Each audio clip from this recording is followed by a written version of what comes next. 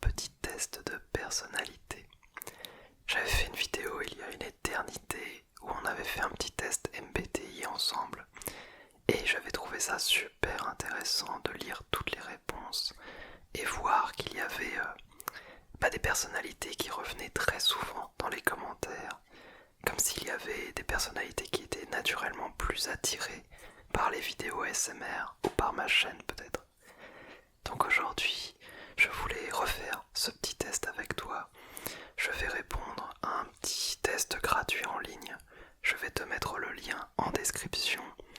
C'est un test très connu, hein, donc tu l'as sûrement déjà fait ou t'en as déjà entendu parler. Mais je le trouve très bien fait. En plus, il est joli, il est accessible sur mobile.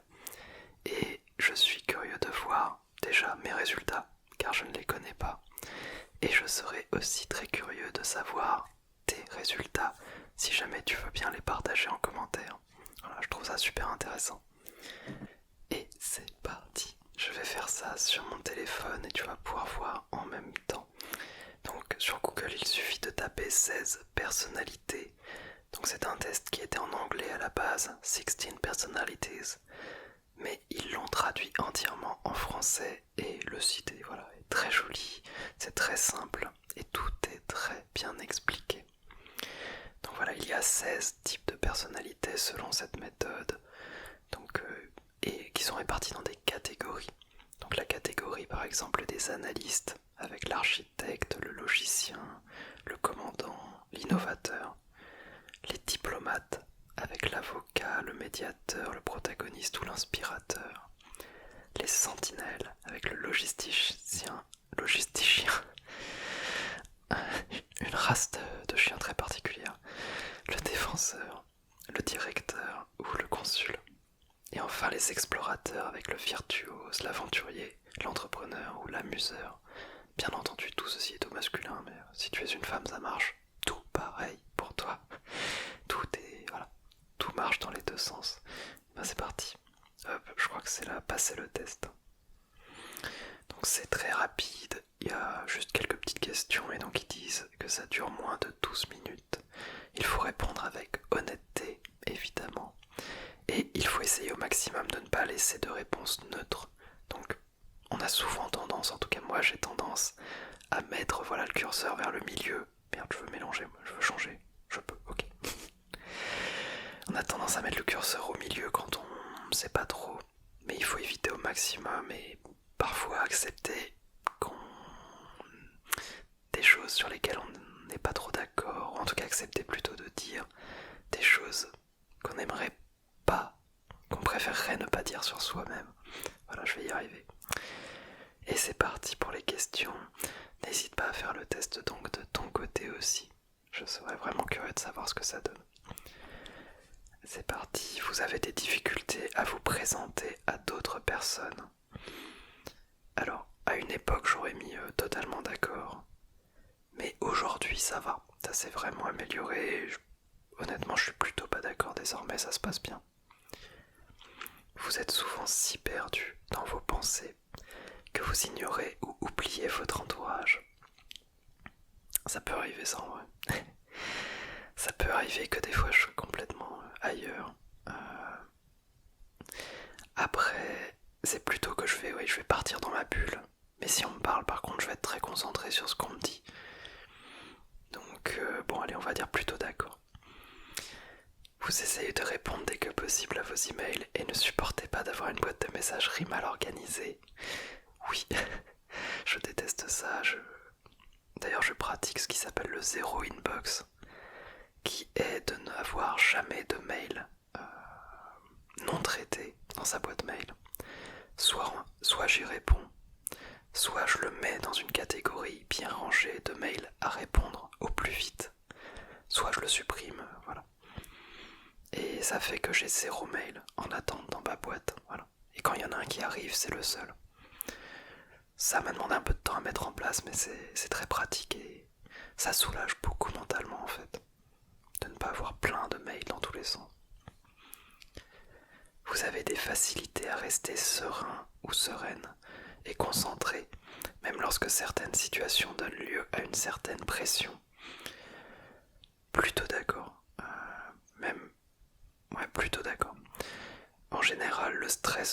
ça me canalise pas mal. Je suis beaucoup plus efficace et concentré quand je suis dans une situation de stress. Donc ça marche plutôt bien, je vais même mettre totalement d'accord. Habituellement, vous ne lancez pas les conversations. Pas facile celle-là. J'ai du mal en général quand personne ne dit rien. Ce qui est bizarre car j'adore le silence. Je ne me l'explique pas. Mais du coup, je vais lancer la conversation s'il ne se passe rien. Mais j'ai beaucoup de mal à le faire en fait. Je déteste lancer les conversations et je préfère largement qu'on vienne me parler. Donc, plutôt d'accord mais léger.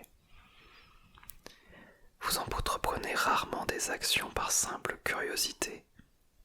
Pas d'accord du tout. Je suis très très curieux.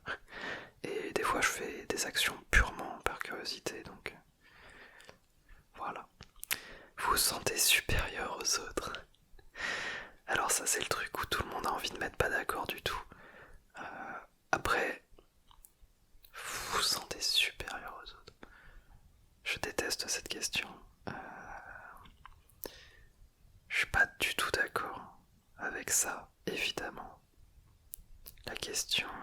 non, en fait, je vais mettre ça parce que ça m'est arrivé de me dire voilà pas que je bossais mieux que quelqu'un d'autre.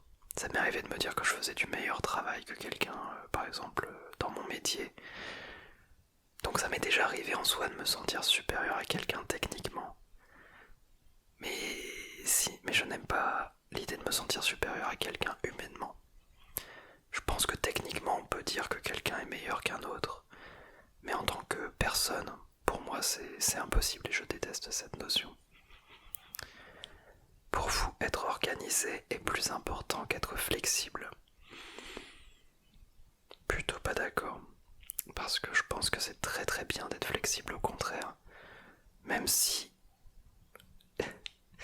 c'est la réponse un peu nulle, mais je trouve qu'il faut garder de la flexibilité tout en ayant une bonne organisation de base. Savoir se tenir à un plan et savoir s'organiser, c'est super. Mais savoir réagir en cas d'imprévu, c'est le top. Vous êtes généralement très motivé et plein d'énergie. Ou pleine d'énergie, selon si tu es une madame. En ce moment, oui, clairement. En ce moment, je suis ultra motivé et je suis blindé d'énergie. Donc en ce moment, on va mettre un bon d'accord. Mais ça dépend des périodes de ma vie. Il y a eu une période où j'aurais mis totalement l'inverse, par exemple. Gagner un débat vous importe moins que d'avoir la certitude que personne n'est contrarié.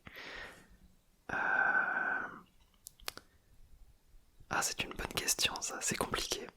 Parce que, dans le fond, j'aime bien gagner un débat quand même. On va pas se mentir, hein, j'aime bien... quand on débat, j'aime bien avoir le dernier mot. Je suis assez têtu dans le fond. Donc plutôt pas d'accord, mais légèrement. Parce que je ne veux pas de conflit pour autant. Je veux pas de conflit, mais... j'aime bien quand même gagner le débat. Vous avez souvent l'impression de devoir vous justifier auprès de vos pairs. Ça a baissé ça avec le temps. Avant je devais me justifier de tout. Maintenant un peu moins, mais ça reste globalement vrai. Au travail et au domicile, votre environnement de vie est assez ordonné. Dans l'ensemble, oui, en vrai. Dans l'ensemble, oui. C'est même plutôt très ordonné. Ouais, allez, c'est même totalement d'accord. Cela ne vous dérange pas d'être le centre de l'attention. Ça aussi, ça a évolué avec le temps. À une époque, c'était mon cauchemar. Je voulais être le plus invisible possible. Mais depuis que je fais des vidéos YouTube, ça m'a beaucoup aidé à avoir de l'attention. Parce qu'il y en a plus forcément quand on fait des vidéos ASMR. Je reçois plus d'attention qu'avant, forcément, vu qu'il y a des commentaires, il y a des gens qui regardent mes vidéos. Donc c'est un fait. Et ça m'a habitué en fait à être moins mal à l'aise si je suis mis au centre d'une situation. Donc plutôt d'accord. Mais avant pareil, j'aurais mis pas d'accord du tout. Comme quoi c'est intéressant aussi de refaire ce genre de test de temps en temps, car ça peut vraiment évoluer au fil de notre vie et au fil de nos aventures. Je trouve ça super intéressant. Vous considérez votre esprit comme plus pratique que créatif? Bah, je suis assez cartésien dans le fond. Je suis assez cartésien, mais j'adore créer et j'adore avoir des idées dans tous les sens. Donc plutôt pas d'accord, mais léger. Les gens peuvent rarement vous contrarier. À une époque, j'étais très facile à contrarier. Ça a baissé parce que globalement, j'ai appris à pas mal me défaire de l'avis du jugement, du regard, du jugement des autres. Et ça fait beaucoup de bien d'ailleurs. Mais malgré tout, je reste assez facile à contrarier, je pense. Vos itinéraires de voyage sont généralement planifiés à l'avance. Pas vraiment. En fait, je vais juste avoir mon vol, mon logement et 2-3 idées sur ce que je veux faire pendant le voyage. Mais je vais pas avoir bloqué des dates précises pour telle visite. Et chaque jour, ça va être un peu du tiens, aujourd'hui, ça serait sympa qu'on fasse ça. Donc plutôt pas d'accord. Vous avez des difficultés à ressentir de l'empathie pour les sentiments des autres. Là, pour le coup, je ne suis pas du tout d'accord parce que c'est un avantage ou un problème, je ne sais pas encore. Mais je suis en général assez empathique et la peine de quelqu'un qui m'est proche va beaucoup m'affecter. Et ça m'a pas mal handicapé à certains moments de ma vie, car j'étais déjà pas très bien moi-même. Et en plus, je passais la majorité de mon temps à écouter, lire des personnes proches qui étaient dans des situations compliquées aussi. Et ça rajoutait beaucoup de peine. Donc bon, après ça, c'est ses avantages aussi, hein, c'est bien pour comprendre un peu mieux les personnes.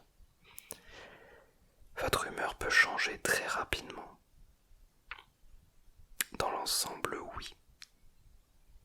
Dans l'ensemble, oui, mais moi, encore une fois, qu'à une époque où ça changeait très vite. Là, ça va être un petit d'accord. Au cours d'une discussion, la vérité doit passer avant la susceptibilité de chacun. Très dure celle-ci. Très dure. Je pense que c'est super important de prendre en compte la sensibilité d'une personne. Et la vérité est certes le plus important, mais je pense malgré tout qu'il y a des situations où il vaut mieux mettre la vérité un petit peu en retrait et prendre plus en compte la sensibilité de quelqu'un. Parce que si on lui impose une vérité de façon brutale, la personne va peut-être s'en éloigner d'autant plus et au contraire se braquer contre cette vérité. Je pense qu'il faut parfois accepter de faire un entre-deux, entre la vérité et la susceptibilité. Faire un pas pour ensuite amener vers cette vérité. C'est pas clair du tout ce que je raconte, mais c'est pas grave. J'espère que ça t'endort un peu. J'espère qu'au moins ça te détend. Donc, plutôt pas d'accord. Vous vous inquiétez rarement des conséquences de vos actions sur vos pairs. Pas du tout d'accord. Pas du tout d'accord, c'est au contraire, ça m'handicape pas mal. À chaque fois que je fais une action, je me demande est-ce que ça va gêner quelqu'un, est-ce que ça... Il faudrait que je fasse peut-être un peu moins passer les sentiments des autres avant les miens, parfois. Mais ça s'améliore, ça progresse. Votre style de travail s'approche plus de pics d'énergie aléatoires que d'une approche méthodique et organisée. Oui, clairement. Je fonctionne à... je ne saurais même pas dire comment. Je fonctionne à l'impulsion. Des fois, je vais avoir un pic d'énergie de fou. Et je vais pouvoir tourner 3 vidéos d'affilée, passer 10 heures de montage, avoir 6 projets en même temps. Et par moments c'est l'inverse, je vais être totalement à plat et incapable de faire quoi que ce soit. Vous êtes souvent envieux ou envieuse des autres? Pas du tout. Genre, ça m'arrive honnêtement jamais, quasiment. Je me sens ultra bien dans ma vie et avec ce que j'ai, et je me considère déjà extrêmement chanceux. Donc j'ai la chance de ne pas être envieux. Un livre ou un jeu vidéo de qualité sont souvent mieux qu'une soirée mondaine. Bah ça dépend, si c'est une très bonne soirée mondaine, ça dépend de la qualité de la soirée. Dans l'ensemble, je suis plutôt d'accord. Force parce que j'adore les livres, j'adore les jeux vidéo. Et je ne suis pas quelqu'un qui suit très très soirée. Mais bon, ça dépend de la soirée. Être capable de développer un plan et de s'y tenir est la partie la plus importante de chaque projet. Je suis plutôt pas d'accord. Je pense que c'est très bien d'avoir un plan de départ et de savoir se tenir à ce qu'on s'est dit. Mais malgré tout, je reviens sur le fait qu'il faut de la flexibilité. Et je pense que trop vouloir suivre le plan à tout prix, ça perd justement cette flexibilité que je juge essentielle. Alors, on est à 40% apparemment, alors que ça devait durer 10 minutes, je le rappelle. Ça va être un petit peu plus long, j'espère que tu vas bien.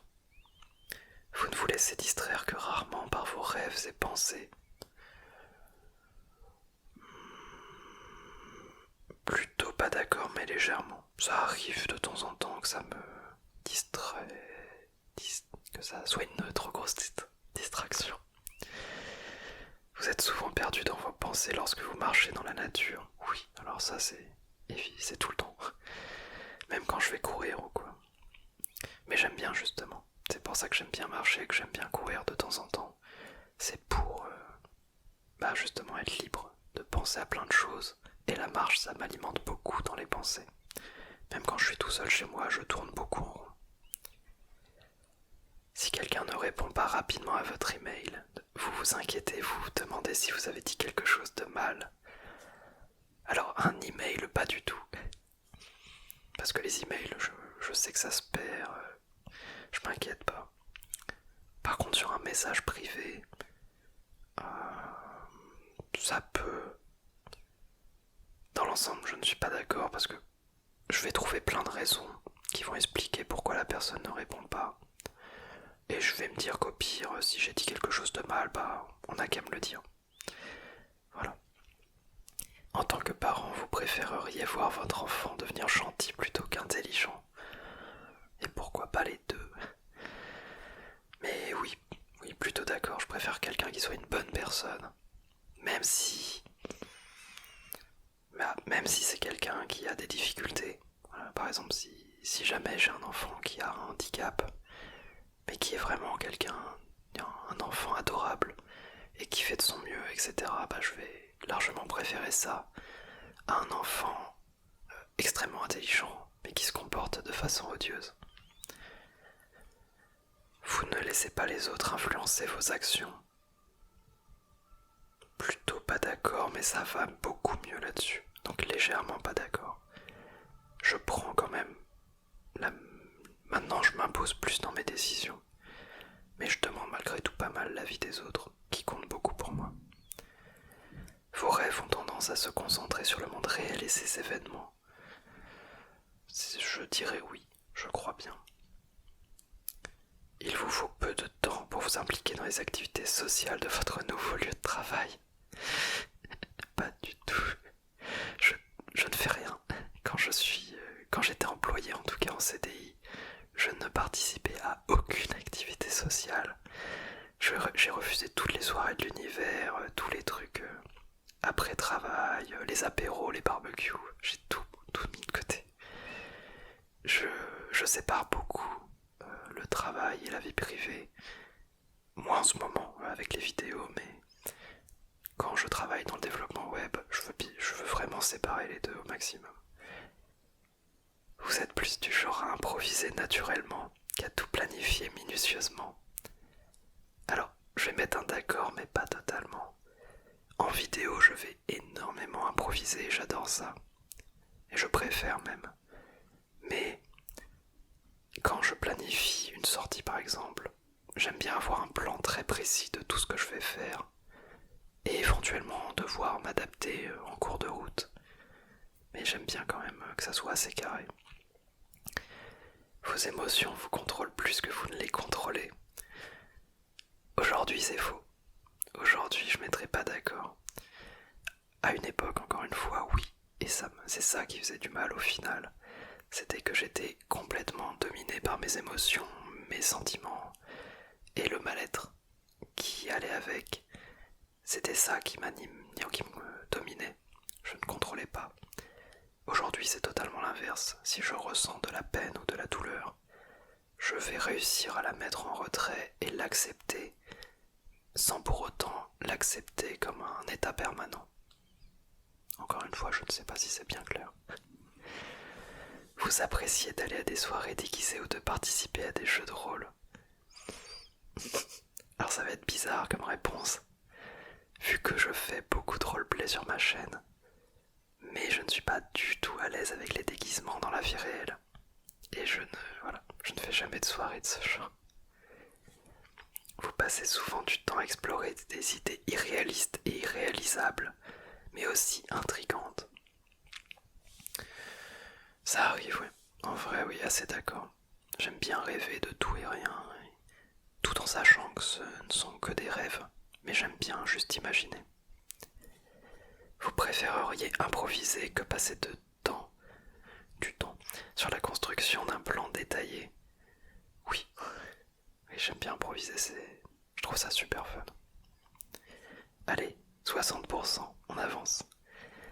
Vous êtes une personne relativement calme et réservée. Plutôt d'accord. Même plutôt très d'accord.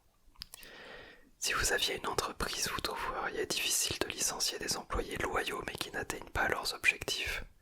Oui. Encore une fois, on revient sur... Je préfère quelqu'un de gentil que quelqu'un de... Non, je préfère quelqu'un de gentil, mais pas super intelligent que l'inverse.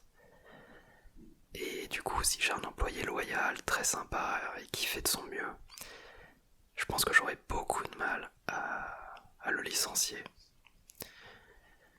De toute façon, le licenciement, je pense, j'aurais beaucoup de mal à faire ça. Vous réfléchissez souvent aux raisons de l'existence humaine. Plus beaucoup. Plus beaucoup en vrai. À une époque, oui. Mais aujourd'hui, non. Je profite. Je suis plus dans un état d'esprit où je me dis que c'est impossible d'en comprendre le sens, les raisons, et que tout nous dépasse totalement en fait. On est tellement infiniment rien à l'échelle de l'univers, et on ne connaît tellement rien d'ailleurs à l'échelle de l'univers, que je me dis qu'on ne peut pas savoir quelle est notre place et notre but. Et juste, il faut profiter, vivre à fond, et tenter d'atteindre ses idéaux, ses rêves, et faire le bien autour de soi au maximum. Parce que, voilà, je trouve que c'est une belle façon de vivre et une façon agréable de parcourir le chemin qu'on a tous à parcourir. Toutes et tous. La logique est généralement plus importante que les sentiments lorsqu'il s'agit de prendre des décisions importantes. En vrai, oui, totalement d'accord. Il faut faire attention et j'ai tendance à dire qu'il faut que j'écoute mes sentiments, même en prenant des décisions. Mais je pense qu'on peut très très vite prendre de mauvaises décisions quand on est contrôlé par ses sentiments, plutôt que par la logique. Allez, je vais enlever un cran, car je pense que les sentiments ont malgré tout une part à jouer là-dedans. Mais il faut faire attention. Il est plus important de maintenir un choix de possibilités ouvert plutôt que d'avoir une liste de choses à faire. Ah, c'est dur ça. Parce que c'est pas simple. Je dirais plutôt d'accord, mais légèrement. Si vos amis sont vraiment tristes à propos d'une situation, vous êtes plus susceptible de leur offrir un soutien émotionnel que de leur suggérer des solutions aux problèmes.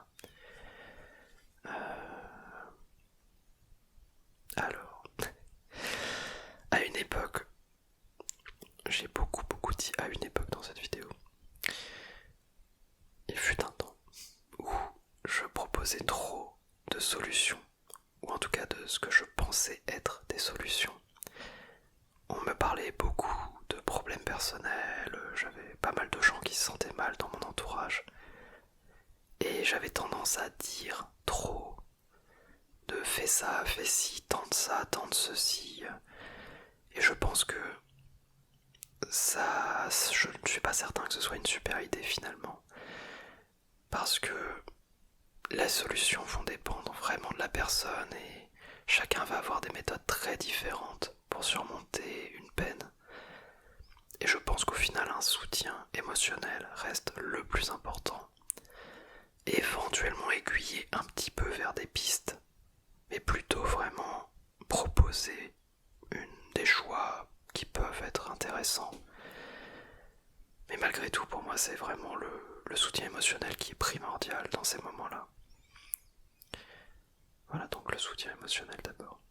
On continue. Vous vous sentez rarement inquiet ou inquiète? En vrai, oui. En ce moment, pas du tout. Vous n'avez aucune difficulté à établir un programme personnel et à vous y tenir. Établir un programme personnel, j'y arrive. M'y tenir, c'est beaucoup plus relatif. Donc je vais mettre un léger d'accord. En travail d'équipe, il est plus important d'avoir raison que d'être coopératif. C'est quasiment la même question que pour les sentiments contre la vérité, j'ai l'impression. Et pour moi, il faut une nouvelle fois prendre en compte les sentiments aussi de quelqu'un, la sensibilité plutôt. Et donc la coopération est primordiale. Même si on n'a pas forcément raison ensemble. Ah, c'est dur, mais je vais mettre un petit pas d'accord.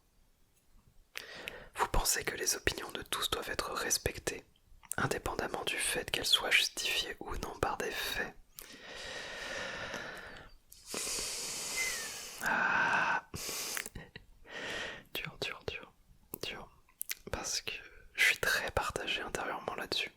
Je pense qu'il faut respecter les croyances, il faut respecter les convictions de chacun. Mais il y a des moments où j'ai beaucoup de mal à me dire qu'il faut respecter certaines opinions. Bon, alors je vais pas rentrer dans les débats, mais par exemple l'homéopathie, j'ai l'impression, ça a été prouvé scientifiquement que ça n'a pas plus d'effet que du placebo. Et j'ai beaucoup de mal à respecter l'opinion de quelqu'un qui va affirmer que si, et que ça doit être remboursé par la sécurité sociale. Par exemple, car là on parle d'un choix collectif de rembourser quelque chose qui n'a pas d'effet supplémentaire que de l'eau. Du coup, je pense qu'il faut respecter les opinions, mais en fait c'est comme bien souvent. Je respecte les opinions de quelqu'un tant qu'elles n'empiètent pas sur ma vie privée et sur ma vie en général. Si l'opinion de quelqu'un fait que je dois lui rembourser son homéopathie, là je vais pas être d'accord. Mais si quelqu'un se dit je crois en l'homéopathie et je vais moi-même acheter des soins homéopathiques sur mes propres moyens, là fais comme tu le sens. Il n'y a aucun problème avec ça, tant que ça ne concerne que toi et que ça ne m'impacte pas. Donc plutôt d'accord, mais léger, mais avec des nuances. Votre énergie est multipliée si vous avez passé du temps avec un groupe. Plutôt l'inverse. Ça m'épuise en général d'être en groupe. Vous perdez fréquemment vos affaires. Pas du tout d'accord, je perds très peu mes affaires. Je suis assez parano là-dessus. Je suis assez attaché à mes objets. Vous vous considérez comme très stable au niveau émotionnel. Là, on est encore sur une question qui a beaucoup changé ces derniers mois, ces dernières années. À une époque, j'aurais mis pas du tout d'accord. Aujourd'hui, je mettrais quand même plutôt très d'accord. Vu que là, ça fait quand même plus d'un an que je me sens extrêmement stable émotionnellement. Donc ça va, ça fait pas 2 semaines. Votre esprit regorge constamment d'idées et de plans à explorer.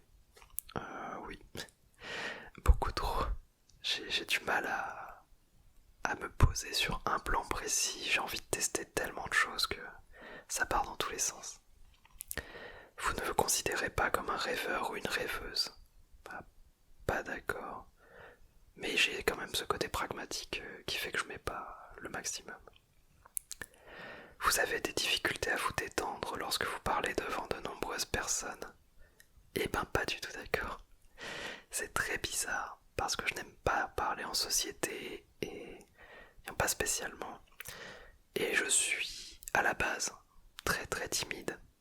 Mais par contre j'ai toujours adoré parler devant une audience.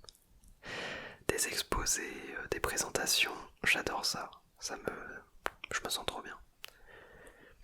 Généralement, vous vous fiez davantage à votre expérience qu'à votre imagination.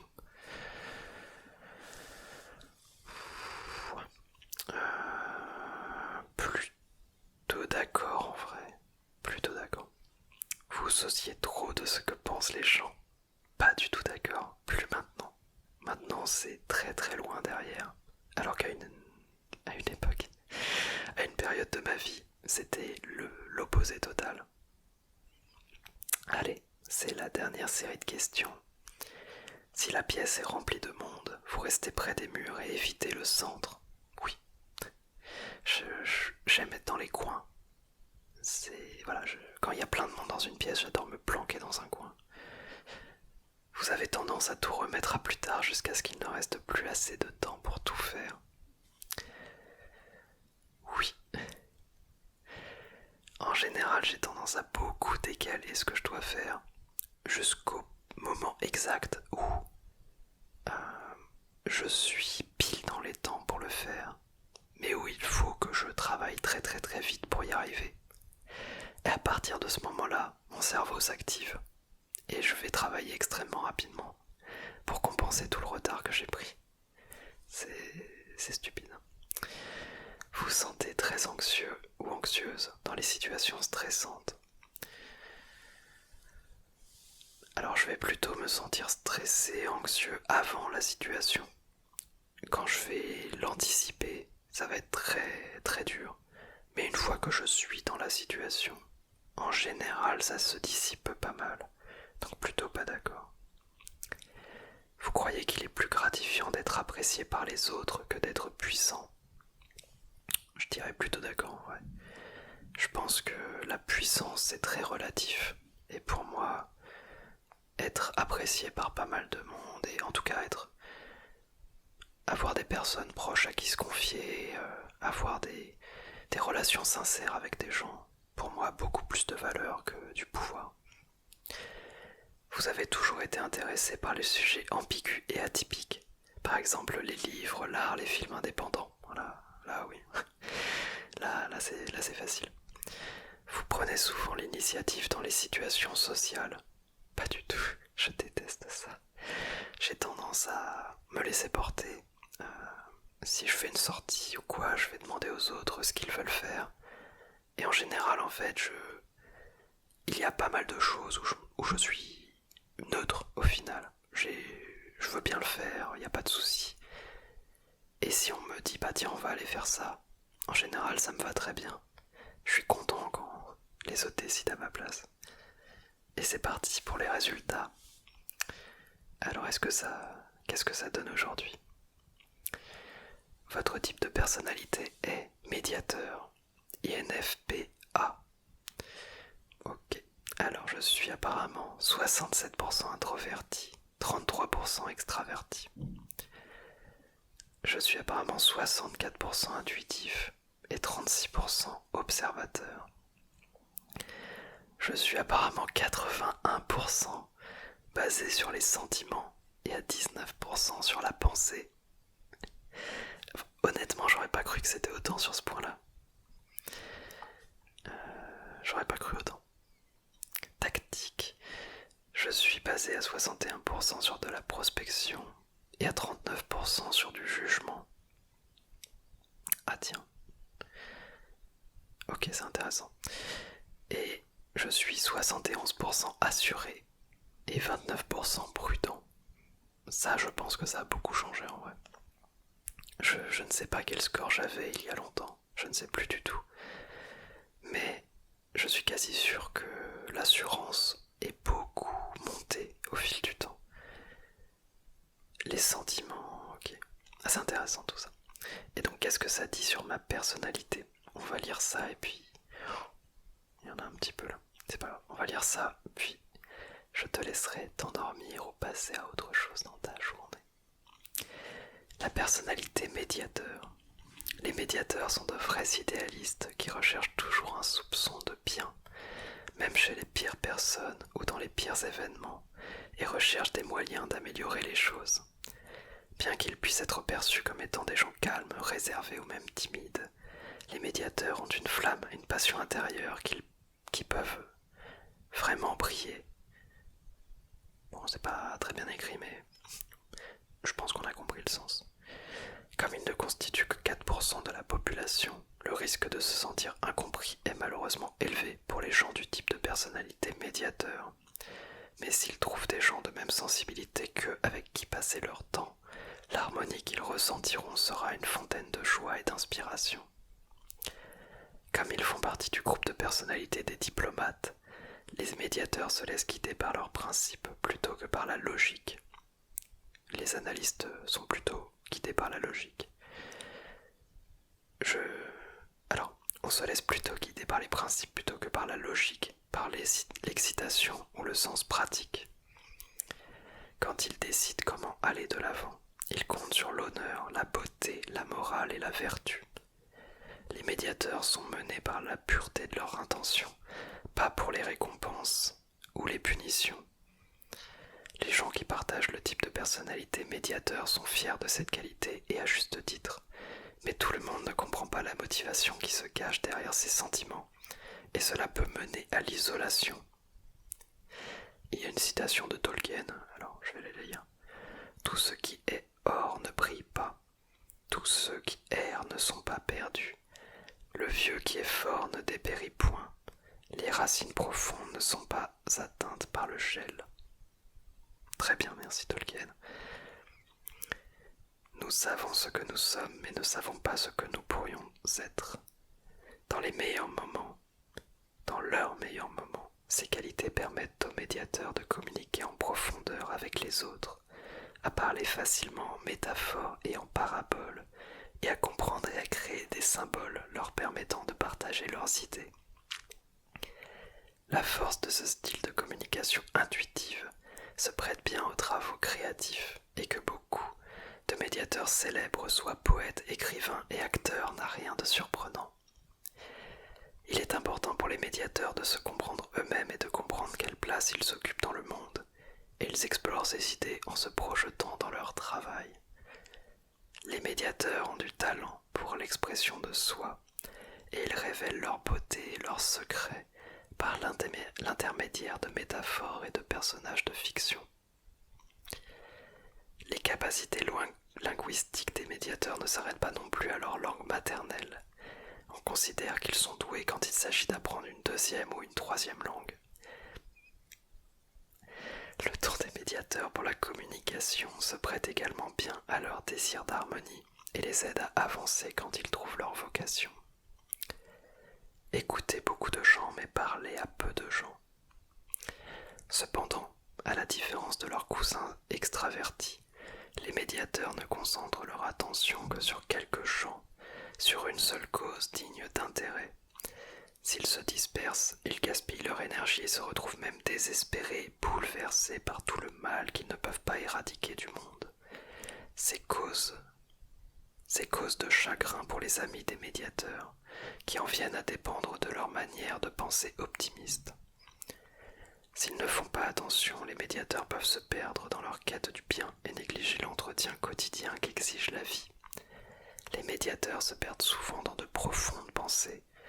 Plus que tout autre type de personnalité, ils aiment la contemplation hypothétique et philosophique. Si on ne les surveille pas, les médiateurs peuvent se mettre à perdre contact, à se retirer en mode ermite, et leurs amis ou leurs conjoints peuvent avoir besoin de dépenser beaucoup d'énergie pour les ramener dans le monde réel.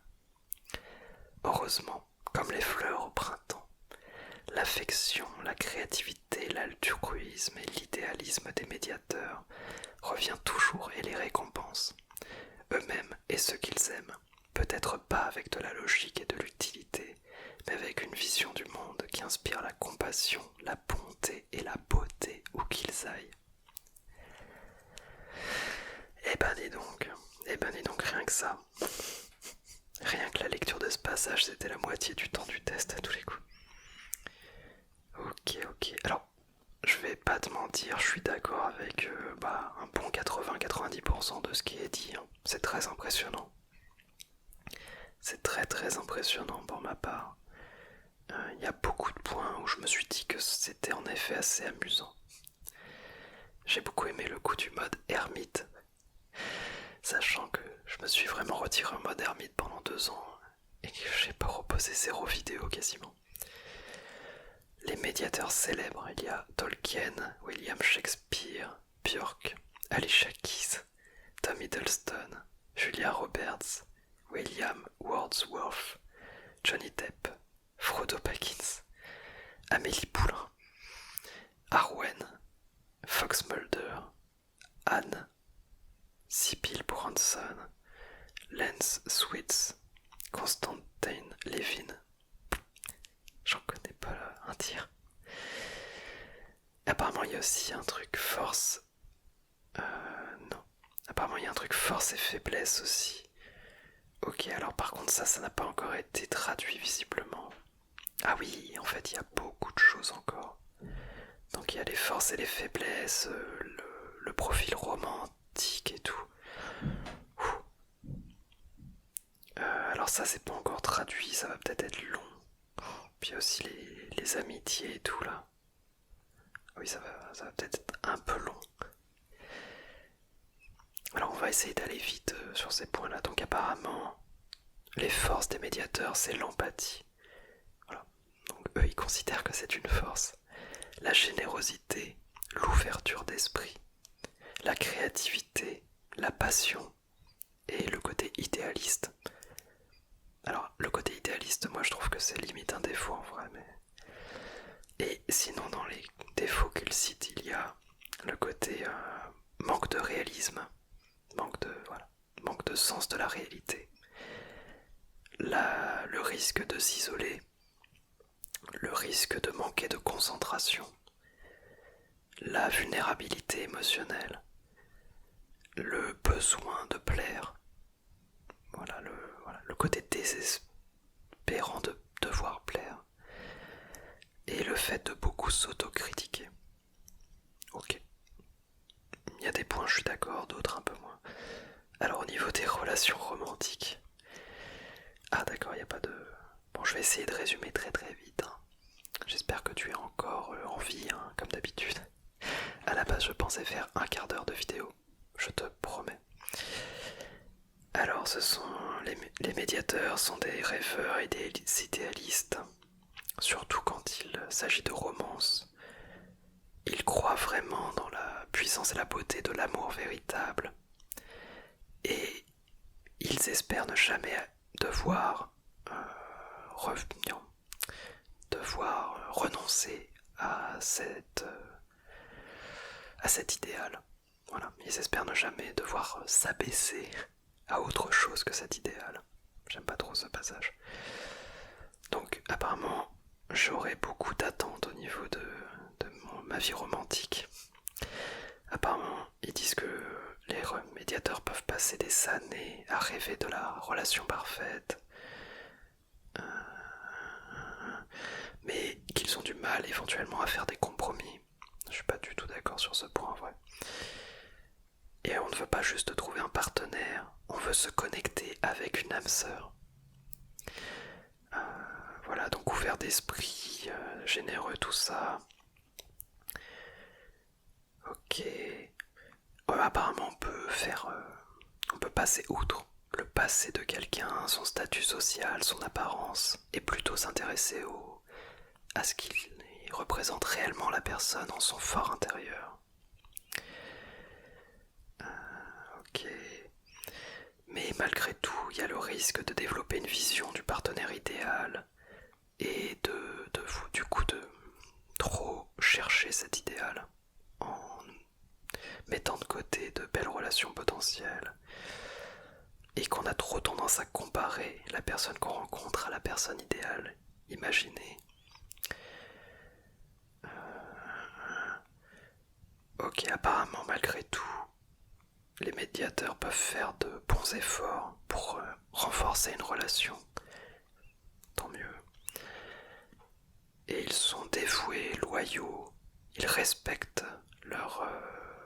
l'indépendance de leur partenaire et ils les acceptent, ils acceptent leur partenaire comme il est.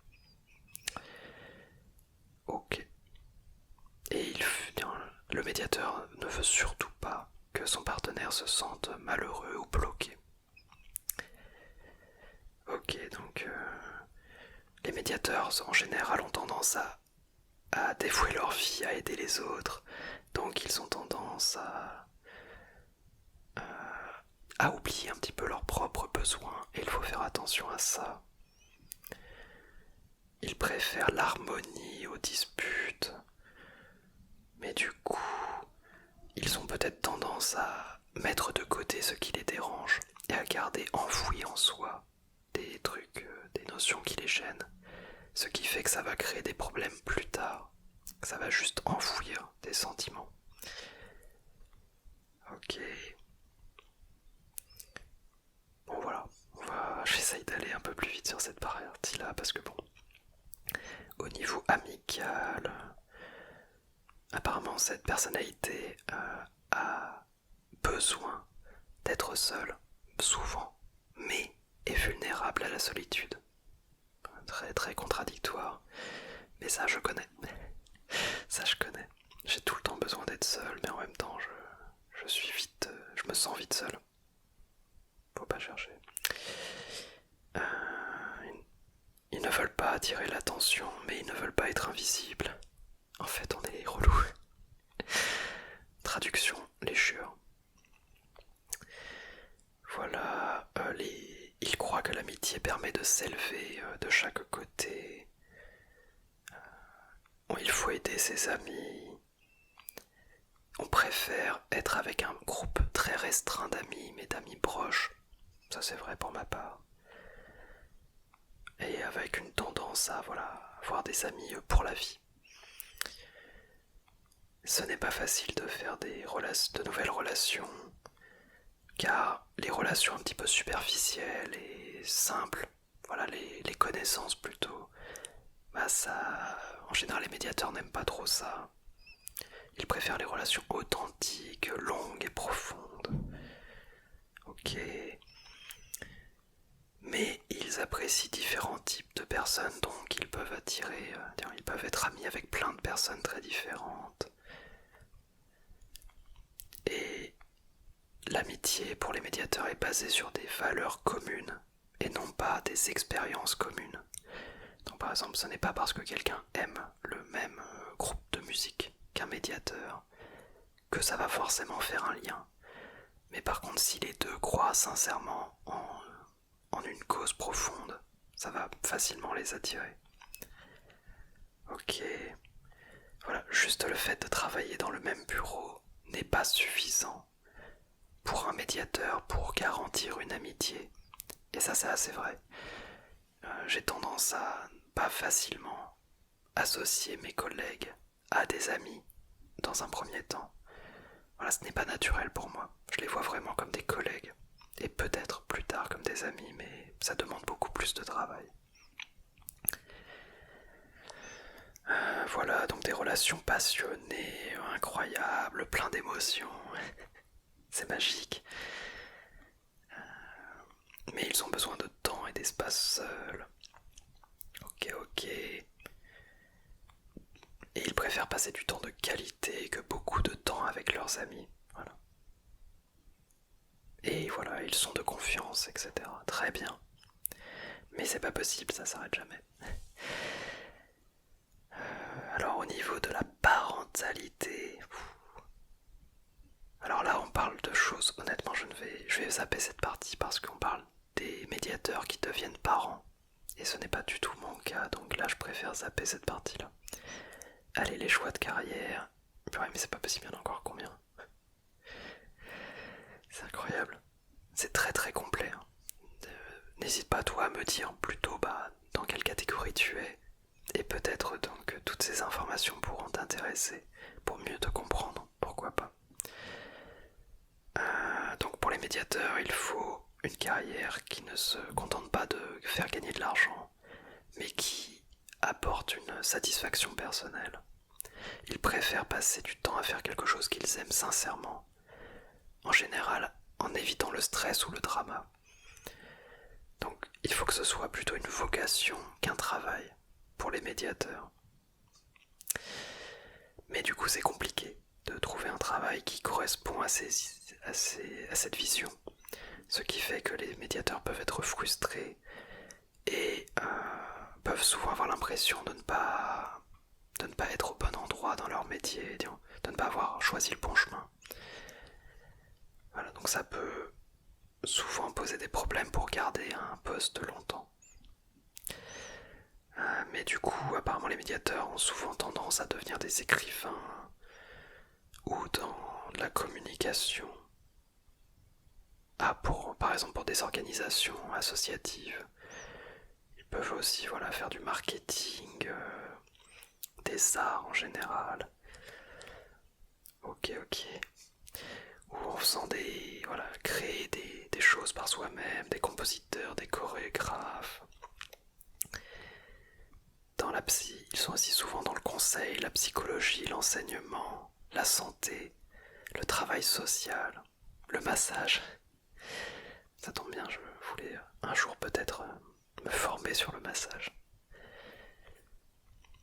Ok. Et en général, ils trouvent ça démotivant de travailler dans des environnements bureaucratiques, avec beaucoup de stress, de vitesse et tout. Et ça, c'est vrai, je déteste ça. Ou les endroits où il y a beaucoup de compétition. Et ça aussi, je déteste la compétition au travail. Mais ils aiment bien, malgré tout, avoir un petit peu de structure et de surveillance, on pourrait dire, pour éviter de procrastiner ou d'être perdus dans leurs pensées. Ok.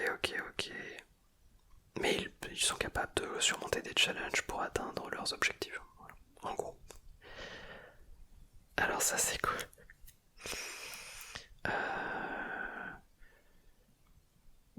Ok, alors en tant qu'employés, les médiateurs ont tendance à être loyaux, considérés. Ils sont plutôt honnêtes. Ils sont très contents quand ils font plaisir à d'autres. Le fait de recevoir des compliments peut énormément plaire aux médiateurs. Au contraire, les critiques peuvent les détruire pas mal. Quand ils tombent sur des supérieurs qui sont négatifs ou qui ont trop de poigne, on va dire, ils ont peut-être tendance à se sentir stressés. Ils ont besoin de liberté. Mais ils ont tendance malgré tout à avoir besoin de dates fixes pour un rendu par exemple, pour les garder, pour qu'ils continuent de travailler quand même, parce que sinon ils vont tendance à trop s'éparpiller.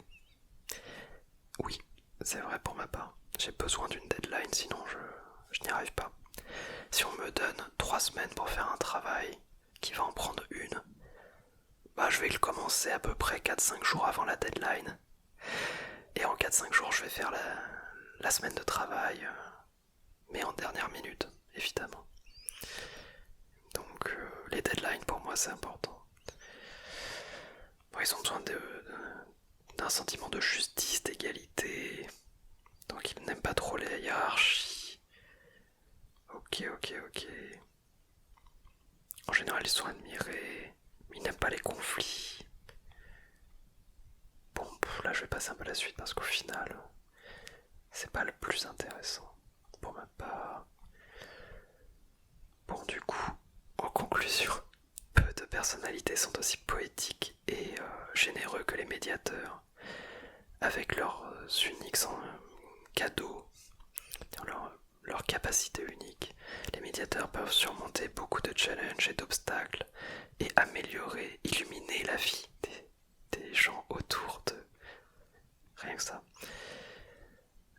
Mais ils peuvent être gênés dans des zones où l'idéalisme et l'altruisme sont plutôt des défauts que des avantages. Quand il s'agit de trouver un partenaire, quand il s'agit de se faire des amis, quand il s'agit de trouver un travail sur la durée, ou planifier le futur, voilà, ils galèrent un peu, on va dire. Et du coup, ce n'est qu'une introduction, voilà, tout ça, il faut évidemment payer pour un profil ultra personnalisé. Évidemment, c'est ce qu'ils vendent, c'est de faire des tests plus complets pour comprendre encore mieux qui on est, tout ça, les détails, et peut-être en se comprenant mieux soi-même, mieux comprendre aussi vers où aller et quel choix faire. Et je pense que ça peut sincèrement aider en vrai de bien se connaître. Et parfois on ne réalise pas plein de choses sur soi-même tant qu'on n'a pas fait ce genre de test. Voilà, je vais couper l'enregistrement. Hop. Et c'est tout. Alors la vidéo devait être à la base très courte. Et je crois qu'elle dure 1 heure au final. Bon, j'espère que ça t'a intéressé. J'espère que tu as pu trouver de l'intérêt dans ce test. Et encore une fois, je serais curieux d'avoir tes résultats en commentaire pour voir un petit peu quelle personnalité se dégage ou non des gens qui regardent mon contenu. Voilà, c'est déjà très long, donc je vais m'arrêter là. J'espère que tu as passé un bon moment en ma compagnie. Pour ma part, c'était très sympa. Je te dis à très bientôt pour de nouvelles vidéos. Allez, salut à toi.